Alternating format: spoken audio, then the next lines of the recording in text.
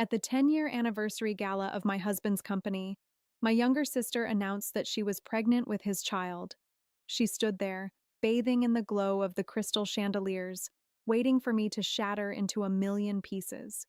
"We are a real family now," she smirked, her hand resting protectively over her flat stomach. I stayed completely silent. I raised my glass of vintage champagne, took a slow sip, and smiled. It was not the fragile, trembling smile of a broken woman. It was the calm, terrifying smile of a predator who had finally cornered its prey. And in the next 60 seconds, their entire world would collapse. My sister Chloe had always lived for the spotlight. When we were kids, if I scored a perfect grade on a test, she would fake a severe migraine just to drag the family's attention back to her. But I never imagined her desperate need to be the center of the universe would extend to stealing my husband. The gala was held in the grand ballroom of the city's most exclusive hotel. There were 50 people in attendance. The city's top-tier investors, our board of directors, and our closest family members. My husband, Lucas, had been distant for months. He worked late, took sudden weekend business trips, and came home smelling of a floral perfume that was definitely not sitting on my vanity. Halfway through the main course, Chloe stood up. She did not just gently tap her glass. She struck it sharply with a silver spoon until the sharp ringing forced the entire ballroom into a dead silence. She looked radiant in a crimson silk dress that cost more than my first car. Lucas was not looking at me. He was staring at her with a sickening mixture of terror and twisted pride. "I have a special gift for the family tonight," Chloe purred, her eyes locking onto mine with a predatory gleam. "Lucas and I have been keeping a secret. We didn't want to hurt anyone, but true love cannot be hidden in the dark forever." She placed both hands on her abdomen. The silence in the ballroom was deafening. My mother gasped loudly. My father dropped his fork, the silver clattering loudly against the fine china. "I am 12 weeks pregnant," Chloe announced, leaning across the table toward me, her voice dropping to a theatrical whisper meant only for the inner circle. "We are a real family now, Victoria. You were just keeping my seat warm. Don't make a scene. This is a celebration." She expected me to scream. She wanted me to flip the table, to cry hysterically, to tear her apart right there in front of the venture capitalists and the bank executives. Lucas finally braced himself, his shoulders tensing as he looked at me, preparing for the violent impact of my public meltdown. I did not shed a single tear. I did not even blink. I stood up slowly, the legs of my heavy mahogany chair scraping softly against the polished marble floor. I picked up my glass, walked to the center of the long banquet table, and looked around. 50 pairs of eyes were fixed on me. Some held deep pity, others pure, agonizing discomfort. The major investors sat at the far end of the table, their faces completely unreadable, watching the drama unfold like a dangerous theater play. I gave them exactly what they needed: silence. 10 full seconds of agonizing, suffocating silence where no one in that massive room knew what was going to happen next. But I knew. I had known for exactly 6 months. "Thank you, Chloe," I said. My voice was dangerously even, not a single tremor. "How incredibly brave of you." Chloe blinked. The smug smile faltered on her lips. This was not the reaction she had rehearsed in the mirror. I reached into my designer clutch. My fingers instantly found the thick, heavy envelopes. I had packed them that morning with the exact same cold precision one uses to pack a suitcase when leaving for good. I pulled them out and dropped them onto the center of the table. The heavy thud echoed in the quiet room. "I have a gift for the family, too," I said. Lucas froze. Chloe stared at the thick white envelopes, her brow furrowing in genuine confusion. "What is that?" my mother asked, her hand trembling over her mouth. "The envelope on the left contains the divorce papers," I replied smoothly, projecting my voice so the investors at the back could hear every syllable. "Already signed and notarized 21 days ago." The silence that followed was of a completely different nature. It was no longer the shock of an affair. It was the heavy, breathless silence of 50 people desperately recalculating everything they thought they knew about me. Lucas shot up from his chair. Victoria, sit down. We can talk about this. The envelope on the right, however, is much more interesting, I continued, ignoring him completely. I tapped my manicured fingernail against the second, much thicker document. It bore the bold red seal of the city's most ruthless forensic accounting firm. That is a comprehensive audit of this company's founding capital, a detailed report of financial fraud, hidden assets, and the exact paper trail of how my husband built his empire on a lie. Lucas looked down at the red seal. I watched the exact second his soul left his body. The arrogant, handsome CEO vanished, replaced by a terrified man staring at a ticking bomb.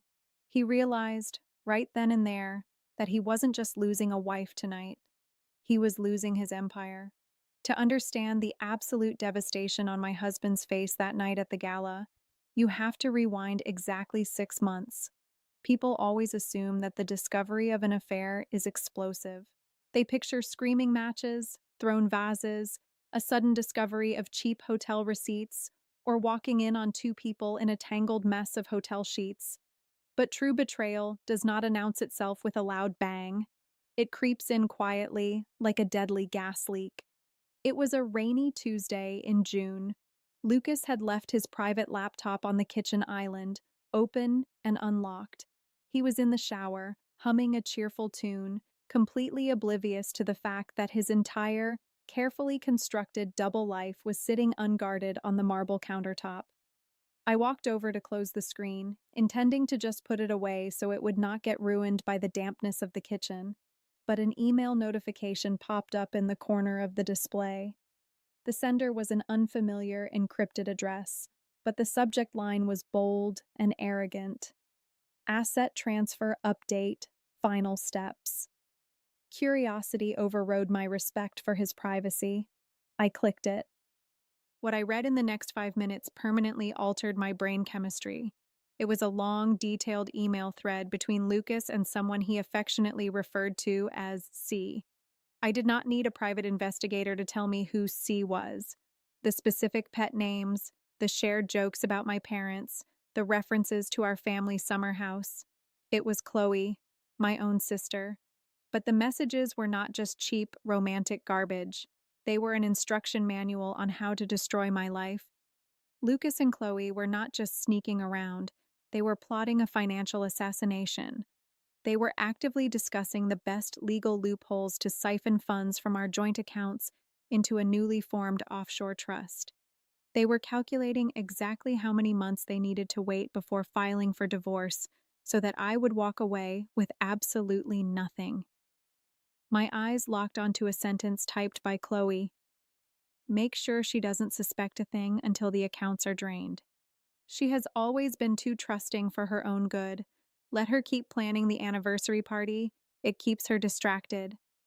I stood there in the quiet kitchen, the cold blue light of the screen illuminating my face. I did not cry. My heart did not race. My hands did not shake. Instead, a freezing, unnatural calm washed over me. It was the absolute clarity of someone who has just realized they are locked in a cage with two venomous snakes.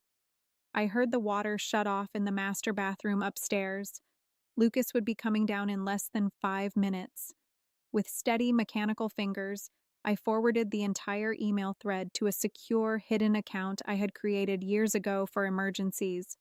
Then, I deleted the forwarded message from his sent folder, permanently cleared the trash bin, and gently closed the laptop, leaving it at the exact same angle I had found it.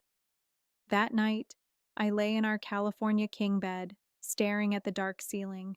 Lucas was fast asleep next to me, his arm casually thrown across my waist.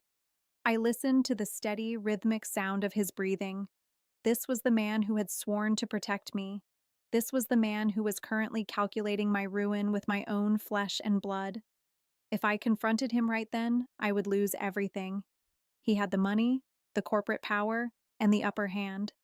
I had to strip all of that away from him. I had to become the greatest actress the world had ever seen. The next morning, I woke up, cooked his favorite breakfast, and kissed his cheek as he left for work. I smiled at him, playing the role of the perfect, clueless wife to absolute perfection. But the moment the front door clicked shut, the illusion dropped. The smile vanished. I picked up my phone. I knew that a regular divorce lawyer would just negotiate a neat, quiet settlement. I did not want a settlement. I wanted total annihilation. And to get that, I needed to make a call to the most dangerous man I knew. Mr. Sterling did not handle messy, emotional divorces. He handled corporate executions. His office sat on the top floor of a sleek glass skyscraper, overlooking the city like a hawk surveying its hunting ground. There were no boxes of tissues on his desk for weeping wives. There were only thick leather binders and a silence so heavy it felt expensive. Sterling was a man in his late 60s, with silver hair, a tailored suit, and eyes that missed absolutely nothing. I sat across from him, my posture perfectly straight. I did not fidget. I did not cry. I simply handed him a pristine manila folder containing printed copies of the emails I had intercepted. Sterling put on his reading glasses and scanned the documents. The only sound in the room was the crisp turning of pages. After 3 minutes, he took his glasses off, folded them slowly, and looked at me. Your husband is a very wealthy, very well-connected man, Victoria, Sterling said, his voice a low, gravelly baritone. He is actively moving marital assets across international borders. Most women in your position would be panicking. They would confront him. They would demand answers. I don't want answers, Mr. Sterling, I replied, my voice steady. Answers don't pay the bills. I want to know exactly what I need to do to take it all. A slow, calculating smile spread across Sterling's face. He leaned forward, resting his elbows on the polished mahogany desk. Let us get one thing straight. Do you want to play the victim and walk away with a fair settlement? Or do you want to protect yourself and leave him with absolutely nothing? I want his empire, I said without missing a beat. Good, Sterling replied. Then starting today, you are no longer a wife. You are an auditor. You will not change your routine. You will not give him a cold shoulder. You will be warm, compliant, and completely invisible. You will bring me every bank statement, every tax return, and every digital footprint that man leaves behind. Can you do that? Watch me, I said. For the next 4 months, I became a digital phantom in my own home. The contrast between my outward behavior and my secret war was intoxicating. On a Friday night, I would host elegant family dinners, pouring wine for Chloe while she sat across from me, her foot secretly sliding up my husband's leg under the dining table. I would smile warmly at her, compliment her hair, and ask about her week. And then, at 2 in the morning, while Lucas was snoring beside me, I would slip out of bed, plug a micro USB drive into his briefcase laptop, and clone his entire hard drive in the dark. I smiled when he brought me flowers to cover up his guilt. I kissed him goodbye when he claimed he had to work on a Saturday. And the moment his car left the driveway, I was logging into his cloud storage, tracking his GPS history, and mapping out the exact coordinates of his betrayal. I documented the luxury hotel suites he booked for Chloe. I traced the wire transfers going into the offshore trust fund. I was building a guillotine, piece by piece, right in his own living room. But the real breakthrough did not come from the affair. It came on a rainy Thursday afternoon in October. My burner phone buzzed in my purse. It was Sterling. Victoria, his voice crackled through the speaker, tighter and more urgent than usual. Are you in a secure location? I'm alone, I said, locking my office door. What did you find? I dug deeper into the offshore accounts, trying to trace the money back to the company's origin, Sterling said, the sound of keyboard clicking echoing in the background. Victoria, we don't just have him for adultery. We don't just have him for hiding marital assets. We have him for something much, much worse. My breath caught in my throat. What is it? Do you remember exactly how Lucas funded this company 10 years ago? Sterling asked, his voice dropping to a dangerous whisper. Because I just found the original incorporation documents, and Lucas made a fatal $1 million mistake. I remember exactly how he funded the company, I answered, the memory tasting bitter on my tongue. My grandmother left me $100,000 when she passed away. Lucas and I were engaged, not married yet. He came to me, begging for the money. He said he had a revolutionary software idea, but no bank would give him a business loan. I wired him the entire amount 3 months before our wedding. And what did he promise you in return? Sterling asked. 50%. He told me I would be an equal partner. He said we were building our empire together. We didn't draw up an official contract because, well, we were getting married. I trusted him. Sterling let out a dry, humorless chuckle. Victoria, I am looking at the original articles of incorporation. Your name is nowhere on these documents. He registered the company entirely under his own name as the sole proprietor. He classified your $100,000 not as a loan and not as an equity investment. He classified it as a personal, non refundable gift. My stomach tightened. $100,000, my grandmother's life savings. He had stolen it with a smile and a kiss, knowing exactly what he was doing before I even put on the white dress. But that is not the fatal mistake, Sterling continued, his voice sharpening like a blade. 2 years after he founded the company, Lucas took on outside investors to scale up. To secure their millions, he had to prove his initial capital structure. Victoria, he lied to the federal regulators. He lied to his board of directors. He claimed that the seed money was his own personal, self-generated capital. I held my breath, listening intently. If he had disclosed that the money came from an undocumented third-party source right before a marriage, Sterling explained, it would have created a massive legal liability for the shareholders. The company's valuation would have been compromised. So he buried it. He committed fraud. The pieces clicked into place. The sheer brilliance of Sterling's discovery washed over me. The game had just changed completely. So, I whispered, the implications echoing in the quiet room, this is not just about a divorce settlement anymore. No, Sterling said flatly. This is white-collar crime. This is corporate fraud. If the major shareholders find out that the foundation of their investment is built on a lie, they will tear him apart. They will strip him of his CEO title, freeze his assets to cover the liability, and throw him to the wolves. Your husband did not just betray his wife, he defrauded his investors. I closed my eyes. For the first time in months, I felt a genuine, terrifying rush of adrenaline. Chloe thought she was winning because she was carrying his child. She was parading around in luxury boutiques, dreaming of her new life as a billionaire's wife. She had absolutely no idea she was strapping herself to a sinking ship. Can we prove it?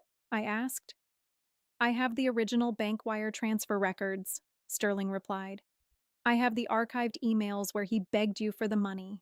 We have the weapon, Victoria. Now, it is just a matter of who we point it at.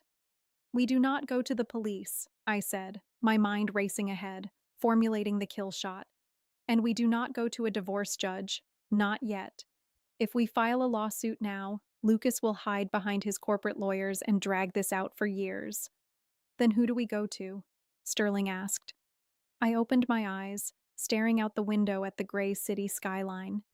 We go to the one man who hates losing money more than Lucas loves stealing it. Set up a private meeting with Arthur Vance. Arthur Vance was the majority shareholder. He was a ruthless, terrifying venture capitalist who had the power to destroy Lucas with a single phone call. And I was about to hand him the match to burn my husband's empire to the ground. Part 5. The Shareholders' Shadow. Arthur Vance did not meet in skyscrapers. He met in the back of a dimly lit, century-old steakhouse where the booths were deep leather and the waiters were sworn to secrecy. He was 70 years old, with skin like parchment and eyes that looked like they had seen every sin the financial world had to offer. When I sat down, he didn't offer a greeting. He simply stared at me, his hands folded over a silver-topped cane. You have 5 minutes, Victoria. I've known your husband for a decade. He's been a profitable investment. Why should I listen to a disgruntled wife? I'm not here as a wife, Arthur, I said, sliding a single sheet of paper across the white linen tablecloth. I'm here as a whistleblower, and I'm here to save your $40 million stake in this company before the federal auditors beat you to it. Vance didn't flinch. He picked up the paper, the wire transfer record from 10 years ago, and squinted at it. Lucas told you this was his money, I continued, my voice cold and precise. He told the SEC it was his money, but it was mine. $100,000 from my grandmother's inheritance. He never disclosed the source of his seed capital, did he? He never told you he had an unrecorded debt to a spouse that predated the incorporation. Vance's eyes sharpened. He was a man who lived and breathed risk management. If this is true, the entire capital structure is a house of cards. The company's valuation is based on a fraudulent disclosure. Exactly, I leaned forward. And right now, Lucas is actively siphoning more of that capital, your money, into offshore accounts to prepare for a divorce. He's not just cheating on me, Arthur. He's embezzling from you to fund a new life with my sister. For a long moment, the only sound was the distant clinking of silverware. Then, Vance leaned back. What do you want? I don't want a scandal that destroys the company. I want a clean transition, I said. I want you to initiate a private internal audit. I want you to pressure the board to remove him. In exchange, I will hand over the full digital trail of his embezzlement. You keep the company stable. I take what belongs to me. Vance looked at me with a newfound respect. You have the ice of a CEO, Victoria. It's a shame Lucas didn't see that. He was too busy looking elsewhere, I replied. While I was sealing Lucas's fate in that dark restaurant, the scene at home was a sick parody of domestic bliss. Lucas had started coming home earlier, acting the part of the devoted husband. He even bought me a diamond tennis bracelet for our upcoming anniversary. I was thinking, he said that night, sipping bourbon on our balcony, we should really expand the summer house next year. Maybe add a nursery wing, for whenever Chloe decides to visit with her future kids. I looked at him, the diamond bracelet sparkling on my wrist. I knew Chloe was already pregnant. I knew he was already planning for a child that wasn't mine. The audacity of his lie was almost breathtaking. That sounds lovely, Lucas, I said, my voice sweet as honey. You've always been so thoughtful about the future. That week, the trap began to close. Mr. Sterling confirmed that Vance had initiated the quiet audit. Lucas had no idea. He was too distracted by Chloe's demands for a bigger engagement ring and a penthouse in the city. But then, a complication. On Friday afternoon, my mother called, her voice frantic. Victoria, you need to come over. Chloe is here. She's hysterical. She says she has something to tell us, and she won't wait until the gala. My heart hammered against my ribs. If Chloe confessed now, before Vance had the board in his pocket, Lucas might have time to liquidize the accounts and vanish. I hurried to my parents' house, my mind racing. I walked in to find Chloe sitting on the sofa, a theatrical tissue in her hand, while my parents stood over her, looking confused and concerned. I can't keep it in anymore, Chloe wailed as soon as she saw me. She stood up, her eyes red, but I could see the glint of triumph behind the tears.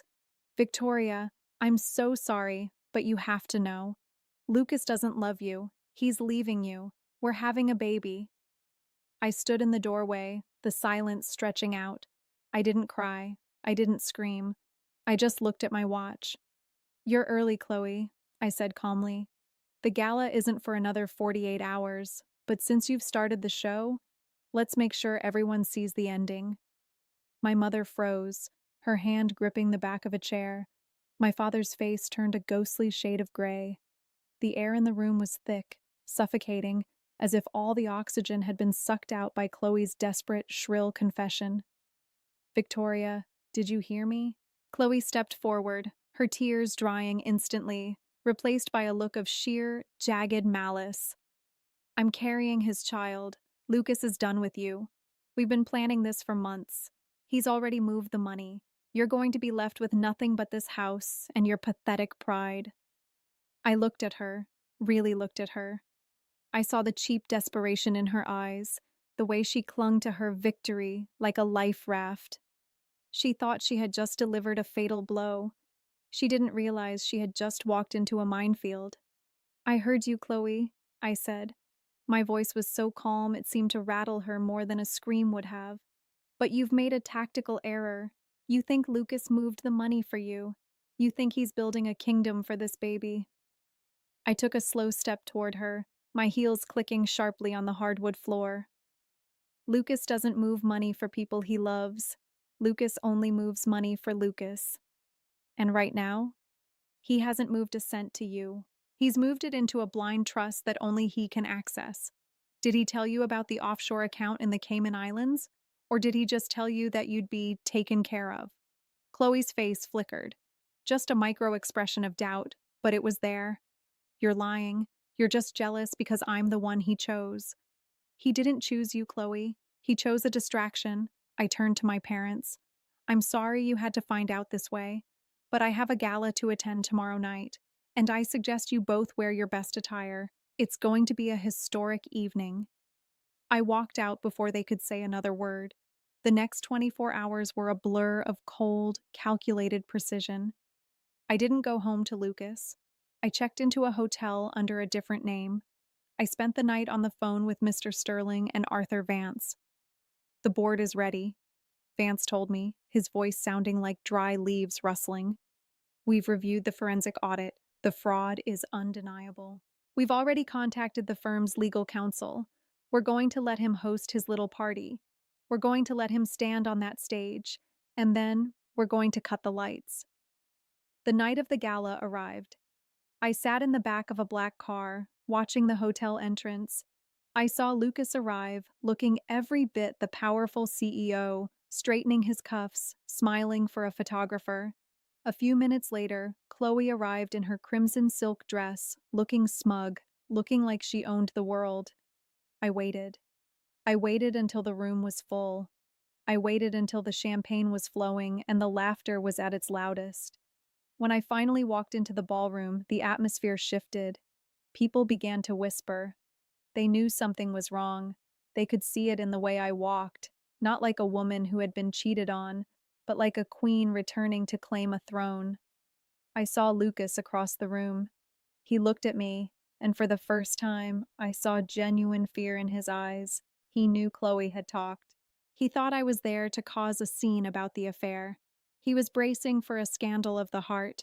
He had no idea I was there to perform a public execution of his career. As the main course was served, as Chloe stood up to tap her glass and announce her pregnancy, the scene you heard at the very beginning, I didn't feel anger. I felt a strange, detached pity. She was announcing her new life at the exact moment her old life was being incinerated. Thank you, Chloe, I said to the silent room, dropping those thick white envelopes onto the table, for making this so much easier. I looked directly at Arthur Vance, who was sitting at the head of the table. He gave me a single, imperceptible nod. Lucas, I said, my voice carrying to every corner of the ballroom. You told me once that you built this company from nothing. You told these investors that you were a self-made man. But the forensic audit in that envelope proves that you started this empire with $100,000 of stolen inheritance, and that you've spent the last 6 months embezzling from the very men sitting at this table. The room didn't just go silent. It turned into a tomb. Lucas grabbed the envelope, his hands shaking so violently he could barely open it. He pulled out the documents. He saw the wire transfers. He saw the offshore account numbers. Victoria, wait, he gasped, his face draining of all color. There is no waiting, Lucas, I said, picking up my clutch. Arthur Vance and the board have already voted. You've been removed as CEO, effective 10 minutes ago. Your corporate accounts have been frozen. Your access to the building has been revoked. I turned to Chloe, who was standing there, her mouth agape, her victory dress looking like a bloodied rag in the harsh light of the chandeliers. Congratulations on the baby, Chloe, I whispered loud enough for the whole table to hear. I hope you saved some of that silk dress money, because as of right now, your real family is officially bankrupt. The ballroom air, once smelling of expensive lilies and vintage wine, now felt like a vacuum. Lucas didn't just collapse, he seemed to shrink. He looked down at the forensic audit in his hands as if the paper itself were burning his skin. Victoria, you can't do this, he stammered, his voice cracking. He looked toward Arthur Vance, his eyes pleading. Arthur, this is a domestic dispute. She's emotional. She's trying to sabotage me because of the affair. The numbers. She's manipulating the numbers. Arthur Vance didn't even look up from his steak. He cut a small piece, chewed slowly, and then patted his mouth with a silk napkin. The board didn't look at her emotions, Lucas. We looked at the SWIFT codes. We looked at the signatures on the Cayman transfers. You didn't just lie to your wife. You treated my capital like your personal piggy bank.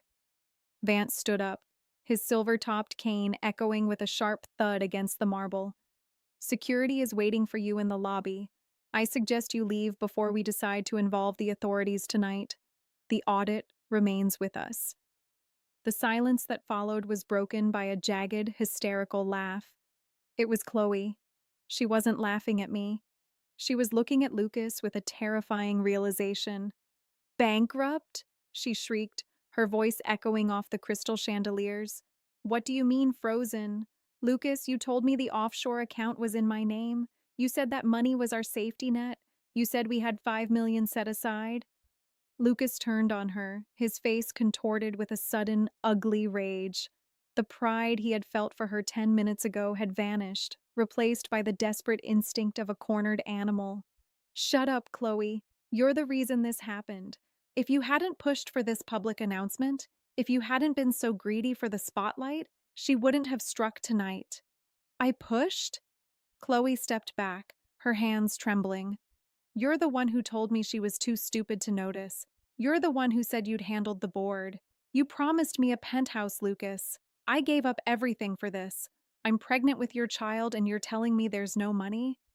There is no us without the company, Lucas roared, oblivious to the 50 elite guests watching their true love dissolve into a gutter fight. You were supposed to be the prize, not the anchor dragging me down. I stood there, watching them. It was like watching two predators trapped in a cage, realize there was no prey left, so they began to eat each other.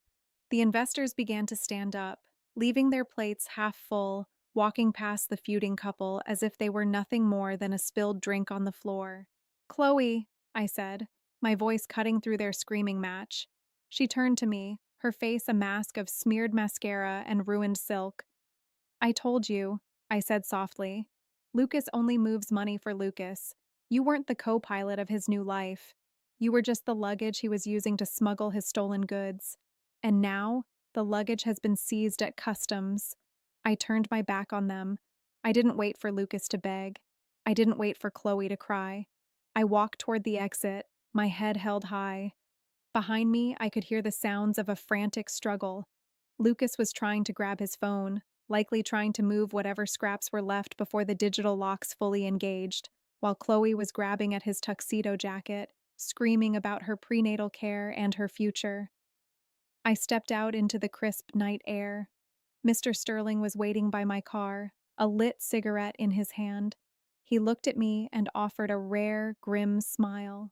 The injunction was served to his personal bank 10 minutes ago, Sterling said. He has exactly $400 in his pocket right now. Everything else belongs to the estate under review. And the company? I asked. Vance is calling an emergency meeting for 9 a.m. Monday, Sterling replied.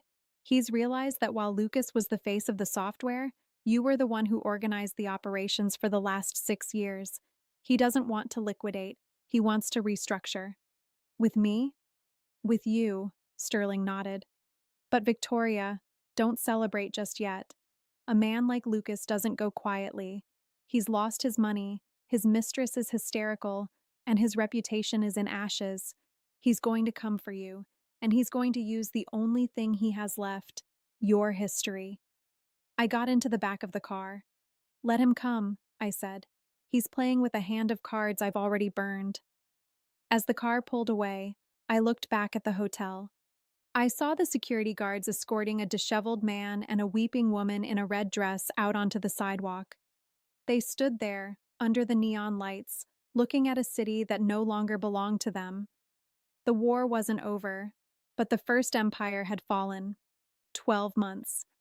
It is incredible how much the world can shift in a single trip around the sun. A year ago, I was standing in a ballroom, watching my life's work and my marriage ignite in a spectacular public blaze. Today, I am sitting in an office that smells of mahogany and success, looking at a city that finally recognizes my name and mine alone. The transition wasn't easy. Lucas tried every dirty trick in the book. He attempted to sue for emotional distress. He tried to claim I had hacked his private data, and he even tried to paint me as a calculating villain in the press. But it is hard to play the victim when the paper trail shows you siphoning millions into the Cayman Islands while your wife pays the mortgage. By March, the legal battle was over. Lucas signed the final settlement in a cramped, windowless room, his expensive suit replaced by something off the rack and ill-fitting. He got to keep his freedom, barely, but he lost the company, the house, and every social connection he had spent a decade cultivating. I didn't just walk away with my $100,000. Arthur Vance and the board offered me a seat at the table. They realized that while Lucas was the visionary who talked, I was the architect who actually built the structure. Today, I am the chief operating officer of the restructured firm. Our valuation has doubled. We aren't built on a lie anymore. We are built on transparency. It was a Tuesday afternoon, exactly 1 year after the discovery in the kitchen, when I saw them again. I was in the back of my car, heading to a charity luncheon. The rain was drumming a steady, rhythmic beat against the tinted glass, the kind of rain that usually makes people feel lonely, but to me, it felt like a cleansing. We were stopped at a red light in a part of downtown that had seen better days. I looked out the window and saw a man standing under a bus stop awning.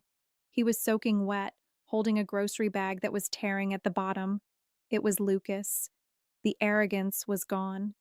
The CEO posture had collapsed into a defeated slouch. He was checking a cheap watch, looking anxious, looking like a man who was constantly running out of time. Then a woman emerged from the convenience store behind him. It was Chloe. She looked exhausted. Her hair, once her pride and joy, was pulled back in a messy, practical knot. She was carrying a baby in a faded plastic carrier, her shoulders hunched against the wind. They didn't look like a real family, celebrating their love. They looked like two strangers bound together by a mistake they couldn't afford to fix. Lucas said something to her, something sharp, judging by the way his jaw moved. Chloe snapped back, gesturing wildly at the baby, her face contorted in the same theatrical misery she used to fake as a child. Only this time, it wasn't an act. There was no audience to save her. There were no parents coming to bail her out.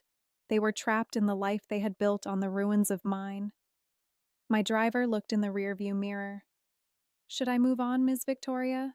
The light is green." I looked at them one last time. I could have rolled down the window. I could have leaned out and let them see me in my designer coat, sitting in my luxury car, heading to a world they would never enter again. I could have delivered one final stinging insult to ensure they knew I had won. But then I realized something. To hate them was to still be attached to them. To insult them was to acknowledge they still mattered. The greatest revenge isn't a loud confrontation. It isn't a public shaming or a clever comeback. The greatest revenge is total, absolute indifference. "Yes," I said to the driver, leaning back into the soft leather seat. "Please, I have a meeting I can't be late for." As the car pulled away, I didn't look back. I didn't check the rearview mirror. I reached for my tablet and began reviewing the quarterly projections for my company. The silence in the car was beautiful. It wasn't the silence of a secret or the silence of a lie. It was the silence of a woman who had finally cleared the noise out of her life to make room for her own voice. I am Victoria. I am no longer a substitute, a partner, or a victim.